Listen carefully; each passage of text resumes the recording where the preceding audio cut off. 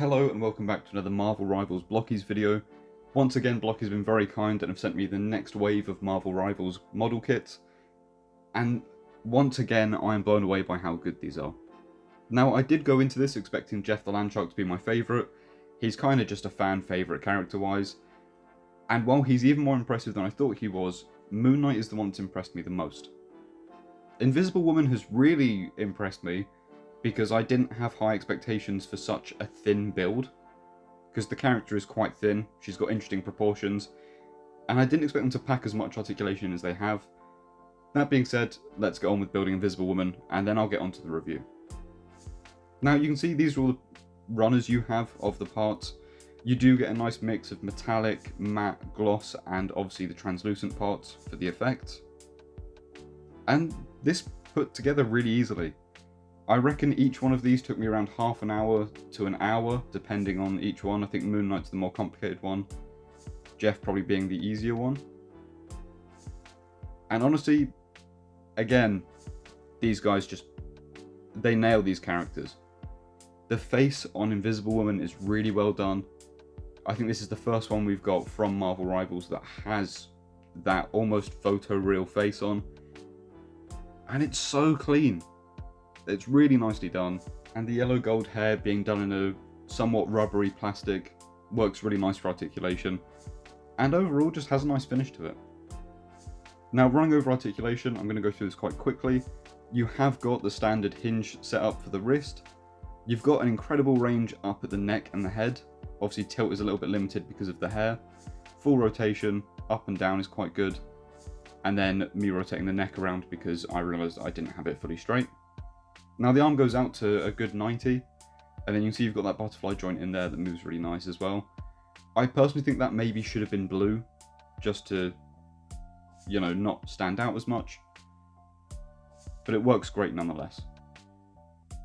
Now you can see here, this torso articulation is ridiculous for just one ball socket. I think there are a lot of other companies that could learn from this, Marvel Legends being one of them, because that's a really impressive amount of range for just one socket.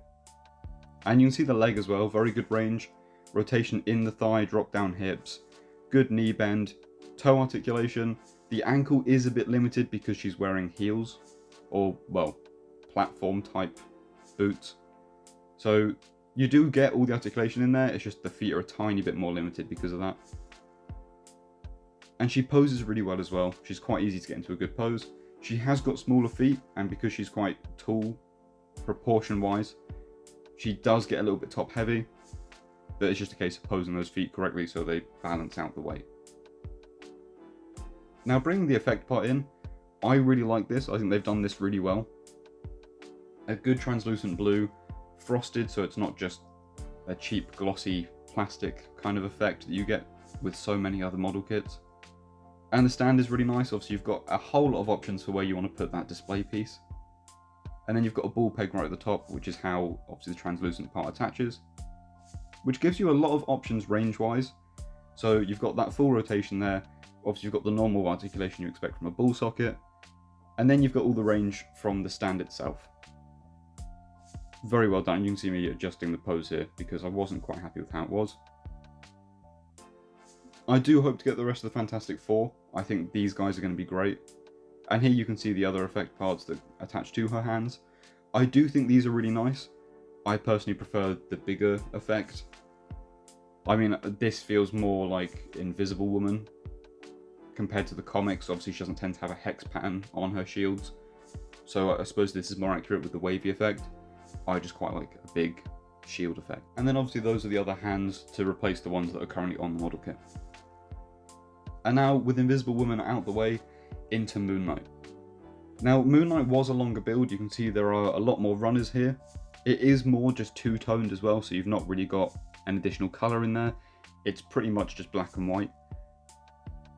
But that's Moon Knight, and I really like the way this guy looks overall. You can see me here folding up the cape. I do have it fully sprawled out here as well. I heard a lot of people complaining that the cape's too big. I don't quite understand where that complaint comes from. I think this is perfect. This guy poses really nicely. The only issue I think is the elbows and knees have a slight limitation to them because of the armor. The knees I think you can modify quite easily to get more range. The torso armor does get in the way of that crunch, but as you saw there, he gets into a crouching flying pose really, really well. Now I will go over a few things. I have super glued the cape down to under that scarf piece. That's just because I plan on doing stop motion with him, and I don't really want to run the risk of knocking it and it moving. Obviously it's fine if you're just putting it on a display shelf and you're more of a display person. With doing stop motion, I can't really risk things wobbling around as much, so I wanted a firm fix for that cape to lock in under that scarf. And you can see the detailing on this cape as well. Again, really impressive work. I know from Hasbro we saw 2 different plastic capes. I don't understand why you wouldn't just give one of these. Obviously you can wrinkle it in and it can just be a cape that drapes around him, or you can have the full crescent moon effect, which is what I imagine most people will go for. And then swapping the head out, this is me just trying to show you what I mean. So I've super glued that scarf piece down over the top of the cape, because typically you can remove that and swap it out. I've chosen to glue it down so it holds that cape rigid in place. Again, not necessary, just a personal preference. And there you can see me showing what I mean by rigid. And while we've got the head off, I'll show you the unmasked head. And it's accurate, it just feels wrong to me. I will always be a hood up Moon Knight fan. I don't think he works with the hood down, unless of course it's Mr. Knight. But I feel like Moon Knight is always a hooded character. Now getting those batons out, first we'll take a look at them before I put them to the side. They have really nice detail on them, and I don't doubt for a second that if you panel lined them, they would look phenomenal. Now in terms of articulation, he has a good range looking down, not so much looking up, which kind of works well with the torso, because the torso arches back a lot and doesn't crunch forwards too much because of those armor panels, which means you can still get him looking way down and way up. It just means you have to utilize articulation elsewhere. Now you can see me point out that knee articulation. There is a latch within the joint that stops you going past that. You can use a pair of snips and cut that out if you want, but I'd imagine for longevity that's been put in there to keep the model kit safe. Now removing the shoulder, so it's easier for me to show you this, you can see he's got a really nice butterfly joint in that shoulder. Elbow is slightly limited by the armor, and then obviously this shoulder as well is on a ball socket and a hinge, so you can see it slides right down to get out of the way. He can get those arms way up. And then taking a look at some other bits, this is one of my gripes. I do think that it would have been nice to get obviously this holding hand for the crescent dart, as well as a crescent dart separately. I would have liked to have that, again, just for stop motion. I quite like having the accessories separate from the hands, but I can understand why they've done this, and for most people who are just going to be displaying them, makes perfect sense. Again, stop motion would be handy to have a set of crescent darts. And then you've got the Ankh there as well. Now, I haven't experienced this in Marvel Rivals. I haven't played a whole lot of it, but apparently that's a very annoying thing to come across when you're playing. Now on to Jeff the Landshark, a much smaller kit. Once again, very similar colour scheme to Invisible Woman. You've obviously got the white, the blue, and the translucent blue. But this guy's evidently very different. And the engineering on this one I really love. So let's get into the review of him.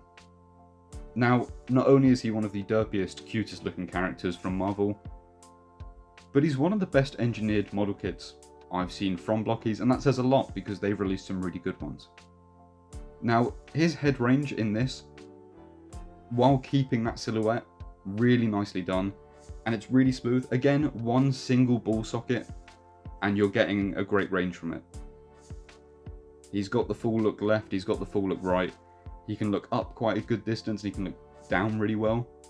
You'll also see that looking down comes in quite handy for catching his mouth, because his mouth is fully articulated too. And then his tail. I didn't find this out until making the video. I didn't realise the tail could articulate up that far. So again, Blokees doing really good work with just single ball socket joints. Now his collar is on a little hinge there, which is going to be fun for animating because it means I can have it wobble with momentum. Elbow joints, you know, he's quite a chubby little shark, so he's not got the most range in his elbows, but still very good. And obviously the elbows and the knees are basically the same, so I'll just overrun one of his arms rather than going through all four. You can see there, he lifts his arm up really high, he can wave, he can put it back quite far. He's got printed pads on the bottom of his feet, which I really love. Again, just a very cute character overall. Now, taking that tongue out, you can close this mouth. You can see me struggling a bit here, so if this is something you struggle with, it's worth noting. If you bend his head down, it pushes his teeth up a little bit, which makes it easy for you to get a grip on. And then you can close his mouth like that. Now, personally, I'm probably not going to have Jeff the Landshark posed with his mouth shut. At the very least, he's going to be grinning. He is a shark. I feel like bared teeth is a necessity. And personally, I like the tongue hanging out like he's panting, because his whole aesthetic is like he's a dog. Now, you do get 2 tongues as well, which I personally don't feel was needed, but I'm very happy to have included. Another one of those where there's no such thing as too many accessories. Now, I don't know how to describe it, but this tongue feels more like an excited, playful version, whereas the other one feels like he's more relaxed and just panting with his tongue, you know, bent over his teeth. And then, of course, this is a really nice way of doing it. If you take the tongue out, onto the exact same ball socket, you can stick his water jet effect. And I think this is a very clever way of doing it. I think possibly it might have been useful to have a slight bend in that water jet, so it's coming up almost in front of his nose a little bit more, because it's quite hard to get him aiming upwards. But I mean, you can adjust the rest of him to make that work. And then, of course, the tongue's on a full ball socket, as I just mentioned, so you get a good range out of that. Now, this guy isn't out of options just yet. He's still got an alternate set of eyes. So you've got these ones where it's printed on a flat plate with a clear dome over the top, which gives the effect that he's looking at you from whatever angle you move the character from.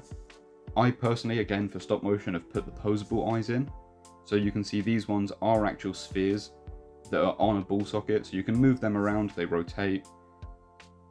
And again, just so much attention to detail from blokees, which a lot of other companies seem to miss. And you don't need a needle or anything. I know for a lot of like posable eyes, you need to stick something in to adjust it. These are quite nice and easy to move.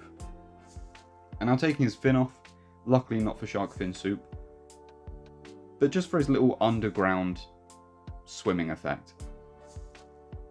For his land sharking behaviours. And I love this. I do think it's really funny, the idea of getting this and displaying him only as the fin in the water. But again, for me, stop motion, perfect addition to this little model kit. And I'm getting all 3 of them back in here. I've posed up Moon Knight differently just to show how useful a wide cape is, because so many people don't seem to think a wide cape is worth it. Hopefully this sways you. I cannot even begin to explain how much more important a wide cape is. Any day would take a wide cape over 2 different plastic ones. But I'd love to know what you guys think. Again, I think Moon Knight looks really nice with this. I think they've done a phenomenal job of him. They've done a phenomenal job with all 3. But Moon Knight just, there's something about this character design I like. And then blokees has engineered it really nicely. And that combined with such a nice cape. I know some people weren't a fan of the metallic-y fabric. I think it works really well for Marvel Rivals. And again, you can get him into some almost Batman-like poses. But do let me know what you guys think. I'm very interested to know your thoughts on these model kits. I'm overjoyed to be making these videos and to have these on my shelf. Again, huge thank you to blokees. Thank you so much, and I will see you in the next video.